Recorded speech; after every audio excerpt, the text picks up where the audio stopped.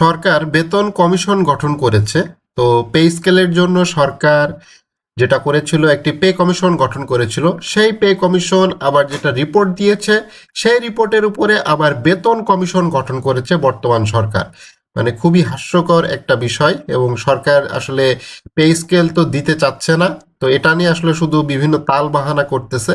তো এটার জন্য সরকার একটা বেতন কমিশন গঠন করেছে, জাতীয় বেতন কমিশন 2025 নামে। এটা Bangladesh judicial service pay commission 2025, সশস্ত্র বাহিনী বেতন কমিটি 2025 দাখিল করা প্রতিবেদন বেতন সম্পর্কিত পরীক্ষা নিরীক্ষা করে সুপারিশ জন্য জাতীয় বেতন commission 2025, Bangladesh judicial service pay commission 2025 এবং সশস্ত্র বাহিনী বেতন কমিটি 2025 প্রতিবেদনের জন্য সুপারিশ প্রণয়নে গঠন করেছে অন্তর্বর্তীকালীন সরকার।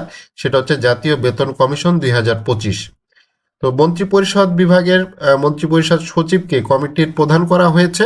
সদস্য করা হয়েছে জনপ্রশাসন মন্ত্রণালয়ের সিনিয়র সচিব, প্রতিরক্ষা মন্ত্রণালয়ের সচিব, অর্থ বিভাগের সচিব, মাধ্যমিক উচ্চ মাধ্যমিক শিক্ষা বিভাগের সচিব এবং প্রধান উপদেষ্টার কার্যালয়ের সচিব, স্বাস্থ্য সেবা বিভাগের সচিব, আইন ও বিচার বিভাগের সচিব, হিসাব মহানিয়ন্ত্রক কার্যালয় সেগুনবাগিচার ঢাকার মহানিয়ন্ত্রক সিজিএ কে এদেরকে সদস্য করা হয়েছে এই কমিশনের।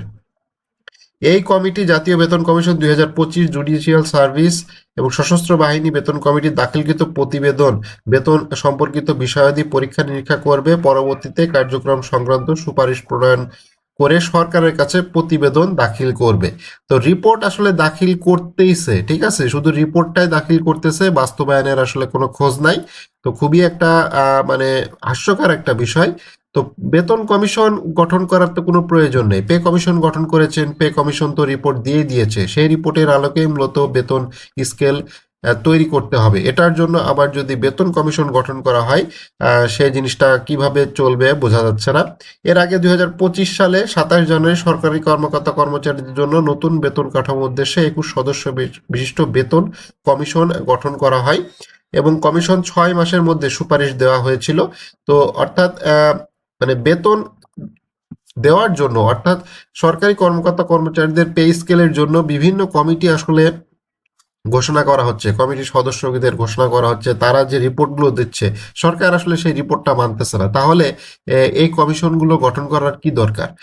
বর্তমান সরকার যেটা করতেছে, পে স্কেল নিয়ে যে গড়িমসি নির্বাচনের আগে দিতে চেয়েও যে দিল না, এটা খুবই দুঃখজনক, কর্মচারীদের হতাশায় ফেলেছে।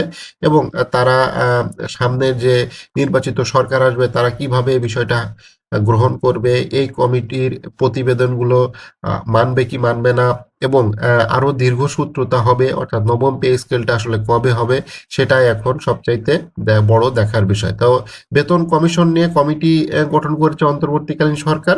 তো এটা মন্ত্রী পরিষদ সচিবকে প্রদান করে তাদেরকে যাবতীয় কার্যক্রম করতে বলা হয়েছে, এবং আরো একটি রিপোর্ট কমিশনকে এই বেতন কমিটি যারা করা হয়েছে তাদেরকে দিতে বলা হয়েছে।